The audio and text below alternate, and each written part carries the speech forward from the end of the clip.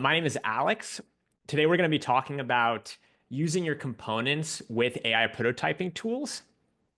We're going to talk about a variety of different AI prototyping tools, V0, Bolt, also Magic Patterns. The reason we're talking about Magic Patterns mainly is because I am the co-founder of Magic Patterns. We are an AI prototyping tool very focused on components and front end. And so we'll talk about that.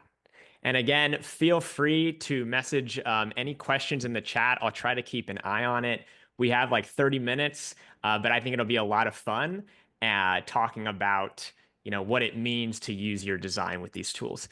I also shared in the chat this collaborative canvas. I see we already have some people on it. Feel free to use it. I'm kind of rethinking traditionally how we think about presentations and slides. This is actually using Magic Patterns for the slides. I can see we have some folks here. So awesome. Let's get started. So, welcome to the lightning lesson. We're gonna first talk about the problem with with the existing AI prototyping tool space, which is like leveraging your brand context. And components, right? That's a key word. That's in the title of this lightning lesson. We can think of them as the building blocks of our app, right? A lot of people refer to them as Lego bricks. They are the Lego bricks of your app. So in Magic Patterns, for example, this primary blue button is our Lego brick. On LinkedIn, there's lots of Lego bricks. We have these buttons right here. We have that avatar profile picture. We have the logo. And so a common problem that has come up in the AI prototyping tool space is how do I use my components? How do I use my existing brand context? I mean, we can kind of see it here as an example. I made two kind of event posters for this session. One is bright green, and then one is, purple and yellow, right? That doesn't match. And so we're going to talk about how to get them to match. Awesome. And let's just do an example here. So I'm sure we've all used V0. It's an amazing product, right? It's an AI prototyping tool product specifically focused on developers and Next.js. And so if I type in here a profile picture dropdown, and let's say for the purpose of this right now, I'm a PM at LinkedIn and I'm rethinking our profile picture dropdown. And so on V0, I might type, a profile picture dropdown and it's going to generate something for me. Just to skip ahead here, I did this right before the session. All I did was type in a profile picture dropdown and here's what we got, right? It looks good, but it has no context that I am a PM at LinkedIn. We can do the same thing with the other tools using Bolt here, another awesome product. I typed in a profile picture dropdown. You'll see it's slightly different than V0 because actually it's using an underlying different styling system. But again, it doesn't have that context that I work at LinkedIn. So how do we solve this today? So, with other tools, really any tool, you can pass in a screenshot, of course, right? So in this example, and we can do it all together here, if I take a screenshot of my LinkedIn and I go back and I paste that in, let's see, Bolt. I think I have to tell it recreate the image. And I paste that in. Well, that's a great starting point, right? That is this is true of all tools. Using a screenshot is a great way to get in your existing context. And just to skip it a little bit here, you'll see I sent, recreate this. And it was awesome. It recreated LinkedIn for me. However, it did a little bit more than just the nav bar, which is okay. It kind of knew that this is LinkedIn, and so it recreated the rest of it, right? There's a lot of training data with LinkedIn. But I really just wanted to rethink the nav bar. And of course, I can say, okay, just isolate the nav bar for me. But of course, right, this existing problem still persists, which is we need to paste in a picture every single time. There's no way to know that it's LinkedIn automatically. Um, yeah, I see a comment about recreate the image, right? Images can also be very expensive for token usage because it requires a vision model. So now we're going to talk about how we're approaching this at Magic Patterns and how we're thinking about components. This is something we've been thinking about very deeply since the beginning. If you go back to our canvas here that I shared in the chat, and I'll share it again. We've been thinking about this for a very long time. This is actually, I pulled up a screenshot from the archive. This is our product a very long time ago. You can see I have a very thick mustache, telling you that it's back in the day. And you'll see here, we've always been kind of component library first at Magic Patterns, which is whenever you create a design with us, you have this option. I'm going to zoom in for everybody. You have this option to basically use a preset. So these default presets are very common and popular component libraries like Mantine and Chakra. But now, starting today, and we've been working on this for a while in different variations, you can now leverage your own component library. So if I'm a PM at LinkedIn, we can leverage our LinkedIn components, and we'll talk about how to do that right now. So just to show you, if we type a profile picture dropdown, again, same prompt, it creates a LinkedIn style profile picture dropdown. And yeah, we'll talk about that. I see in the chat, creating it from scratch. We'll do that right now, showing how I got here. And just to demonstrate, again, all I did was type in profile picture dropdown, but it's using my LinkedIn avatar and dropdown menu in my design. Cool. So how do we do that, right? If you go to Magic Patterns, you're brought to this dashboard, and you'll see there are two options here. There's a design, which is basically creating an interactive prototype. And then there's this component tab, which is new and what we're mainly talking about today. So if you're with me and you're following along, we can do it together. I'll show you how to create first of all, a preset and then a library. So what presets are is kind of your initial styling. There was a question in the chat, how do I create one from scratch? You'll see under this dropdown right here, I can click create a new preset. And then I can name it whatever I'd like. In this instance, let's just name it LinkedIn. We can name it LinkedIn demo. And this is a default prompt for the AI to use. This is something that is applied to every single generation. So we can tell it, you are designing for, your company name, right? And in this instance, it knows what LinkedIn is, but there's a high chance it doesn't know perhaps what company you work for. So you should tell it a little bit about it, right? A social media platform for professionals, and we can just pause there. Cool. And so we can save that.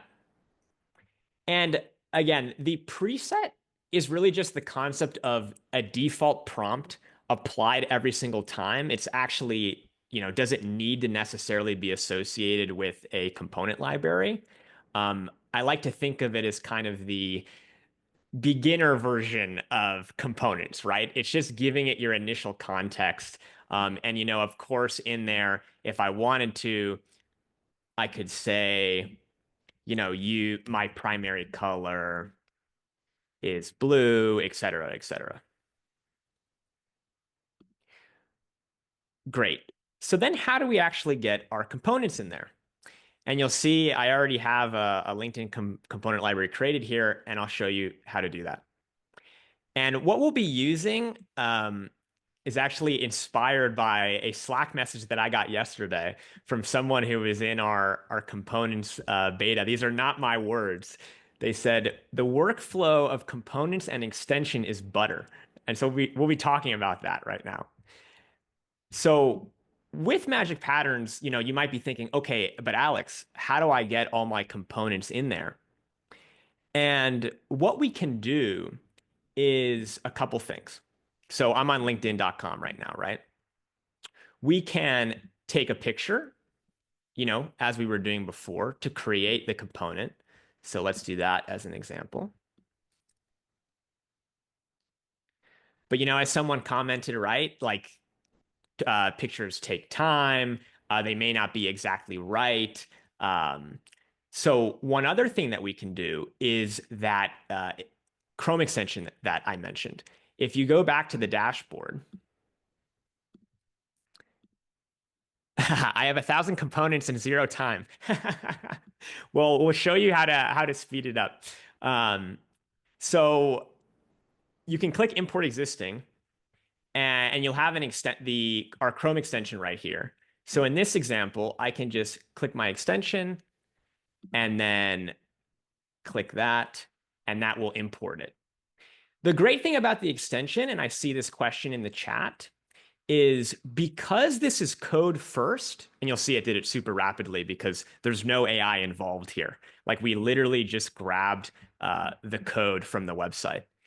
The reason that is so fast is it is actually persisting like the fonts versus having a vision model, guess its fonts and guess the stylings. That won't work on every website. You know, it's really more of an art than a science.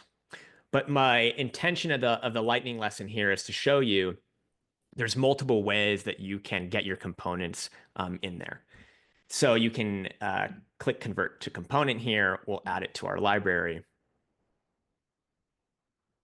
And then that will create a component.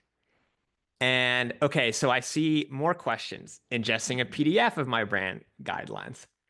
So, right, there's still this remaining problem, and we recognize that of, okay, well, what's the easiest way to get in my context? Um, and of course, the reality is I prepared for this question. This is a classic comic that we see a lot in, the tech world, which is, I have my brand guidelines in a PDF. I also have it in my design system in Figma. I have my design system in Code. I have my design system in Storybook. And, I'm basically saying right now, hey, you still need to bring in the components into Magic Patterns. That is the reality of kind of, AI prototyping tools right now, which is it needs to be usable with our system, with any AI prototyping tool system, something that the AI can read. Obviously, you're getting a sneak peek of the future, which is working on things like import to Figma, or sorry, I should say import from Figma, import from Storybook. But right now, it does require basically importing your components. And you'll see, right as I was doing that, it really does not take that much time. As an example, I clicked with my extension, the nav bar, and then, brought it into my components. So see, here's my LinkedIn nav bar. You'll see the fonts are much closer than with an image. I don't have to publish a new version, but because I didn't make any edits, so the first version is published, but we're going to publish a new version. And now when I go to my dashboard and I'm designing a new prototype, I can now say using my LinkedIn, in that instance, I named it LinkedIn demo, my LinkedIn demo navigation, create me a LinkedIn like dashboard. And what's pretty cool is, I use the @ sign here to explicitly tell the AI, hey, please use this component. But we actually don't have to do that. If we go back here, and because we have this preset, which is actually tied to a library. Oh, well, it's not showing here, but it is tied to a library. Because we have this preset tied to a library, it is already using all of my components. So when I say this profile picture drop down, what's happening in the background is our system is basically picking up that you have components already with us and then leveraging them. Um, you can actually see this in the thinking. It's streaming right now, so it's a little hard to scroll up, but you can see in the thinking it's saying, I'll use the following components from the available custom component system, which is the avatar in the drop-down menu. And you'll see here, it's actually what's pretty cool is it is not recreating these components, right? That is kind of the risk of doing it on the fly every single time. Is the AI, it's really hard to keep consistency unless you deterministically tell it what to use. So you'll see here, it is installing these components, and when that's ready, we can see that it's just leveraging it directly. Cool. I'm going to look at the chat for a second. Let's see what we can answer. I see Teddy's in there. Yes, just to say it out loud, someone asked again, like, how do I get a PDF of my brand guidelines? Um, what's super, super cool, and what I've seen people do before, is when you're creating this preset, which is effectively your brand guidelines, you can just ask ChatGPT to generate something for you. You can upload a PDF of your brand guidelines and say, hey, ChatGPT, generate me a default prompt for an AI generation tool, which might give you something like this, right? Which you can see here is, use LinkedIn's color palette, follow its professional, clean aesthetic, etc. Cool. We still have a few more things to show, but I want to make sure we answer everything in the chat. These are some great questions.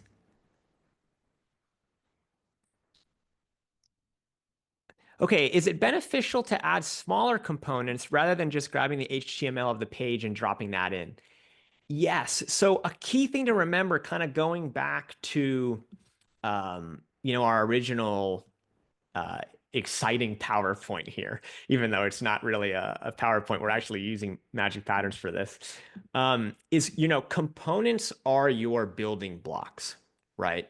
So let's say, again, I'm a PM at LinkedIn, and, for some reason, I don't really want to approach it as this whole thing as a component, because that's not really accurate. And for folks who may be newer to component libraries on the call, the way your designers or design system folks will think about this is almost at an atomic level, is what they call it, right? Like, what are the atoms? What are the building blocks of my UI? And so in this instance, it might be my button, my header, this kind of card right here. And so, generally it makes more sense to bring in my card and then, leverage that, so that the designs leverage everything, like the atoms, right? Versus giving it the whole context of the page. Awesome. Can you share a well-structured preset to help us create our own? Absolutely. So going back here, um, again, like, it's, no secret that ChatGPT can help you create an awesome preset. But some key things you could give ChatGPT a screenshot of your app, or give it that PDF or whatever existing context you have. Often these things are defined, in code somewhere, like as a Tailwind config. And so you can, ask ChatGPT, hey, extract from my theme or your Tailwind config, your primary colors. So, like, here's a great one where it's giving basically 5 primary colors, telling it the font, and then just giving it a little bit of other hints, right? Like in LinkedIn, um, there's 8px, 8 pixels for the margins and paddings, LinkedIn's professional appearance. Are there any security restrictions on the HTML? Yeah, so obviously talk to your IT teams.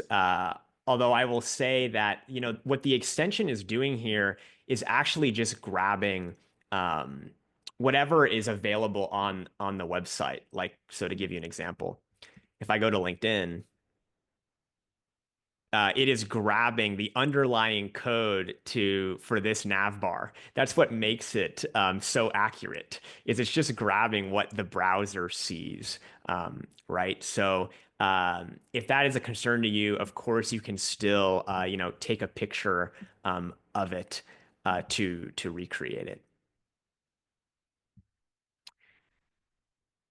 Cool. Yes, can you capture components from a different app? Let me know if this answers your question. It was another thing I wanted to show here. So let's say you've been using Magic Patterns for a while, which so excited to see. I recognize many of the names in the chat here. Let's say you've been using Magic Patterns for a while, and you're now kind of going backwards, where you want to recreate, you want to create a component for the first time. So, in this example, let's say I've been iterating a lot, on a new social app that looks a lot like LinkedIn, but social media professional Inc. I'm working on a different LinkedIn-like competitor here.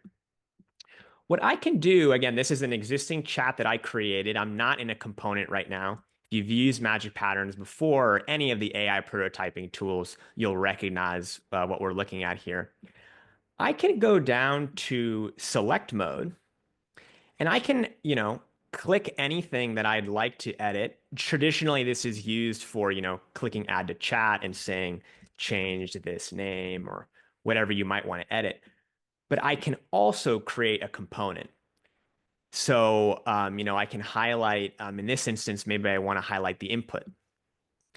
And I can go here and I can then click create component and attach it to my library. So basically that is another example where let's say you don't have, this is a brand new component that you invented, created for the first time using Magic Patterns. You can go to your design, again, just showing that one more time, go to select mode, and then click on the input and click or whatever component you want and click create component.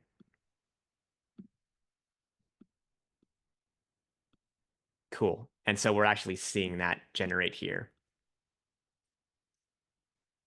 Let's see how it looks. The moment of truth, live demo in the lightning lesson. Awesome. And so, a couple of things to note. You might think, well, Alex, hold on. Why is it showing two of these? What's going on?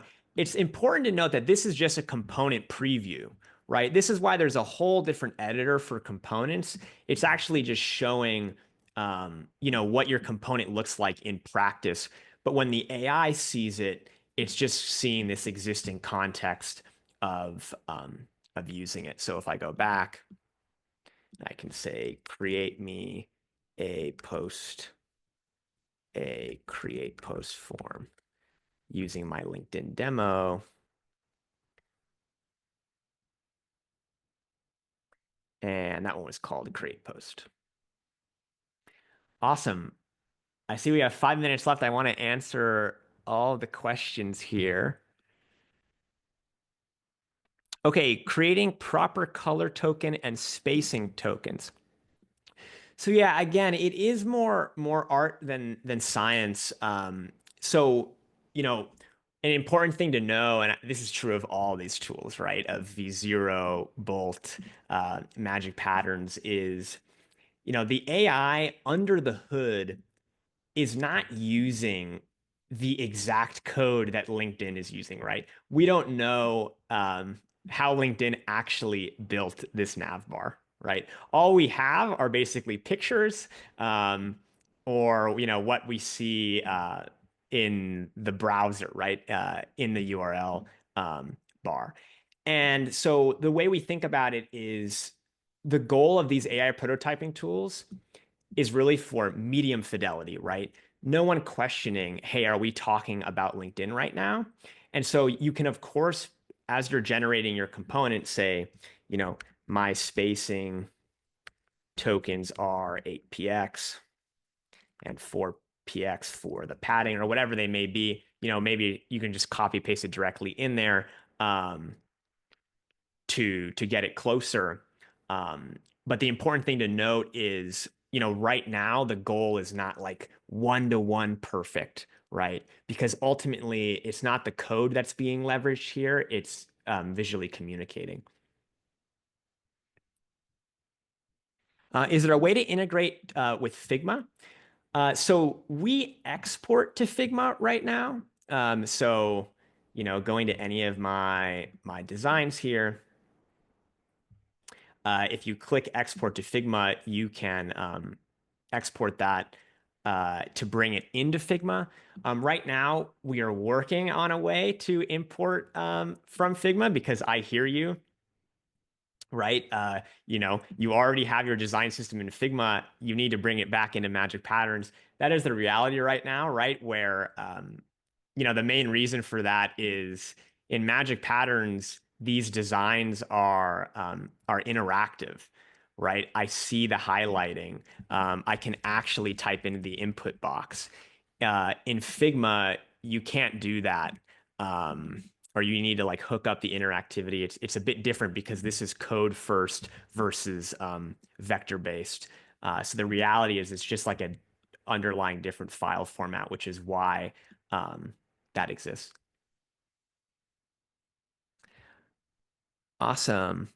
All right, so I see lots of questions. And yes, if you drop your LinkedIn, it's funny, we're using LinkedIn this entire time. Feel free to connect with me on LinkedIn to ask more questions. I'd be happy to chat, or you're welcome to use our support chat, and our team will get back to you. This is a lot of fun.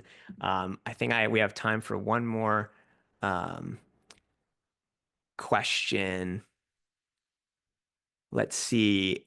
So if I have a prototype built in Magic Patterns, can you change out the elements with components I generate later?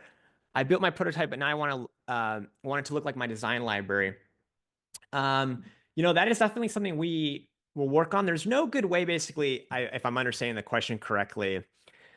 So let's say I have this component, and let's say I added my new, well, actually, I should say it is possible today now that I'm thinking it through. So in this example, right, I have my avatar, my dropdown, but later I added my create post button. I can totally do that. So I can just click right, I can say right here, use my at LinkedIn, oops, just zooming in for everybody, use my at LinkedIn, create post component to add a create post section. And again, so what we're showing here is I created a component later, before I generated this for the first time. But because we can just simply tag our component, we can, have the AI leverage it. And so now it's doing that. Awesome. Well, cool. I know we're at time. I'll stick around just for a couple more minutes, but this was a ton of fun and, hopefully exciting for everyone to see leveraging how you can use your existing brand context in Magic Patterns. Pretty exciting just demonstrating that right now. I said use my create post component, and now here it is, which is leveraging that create post component. And I can view that directly here. Awesome. Cool. Thank you so much. I really appreciate it. I've seen all the love in the chat. Um, This was an absolute blast. And Grad, I'm so glad that all of these prototyping tools are creating, um, value for everybody and really empowering folks who may not be able to have visually communicate before. Like now they can better visually communicate using their existing brand context.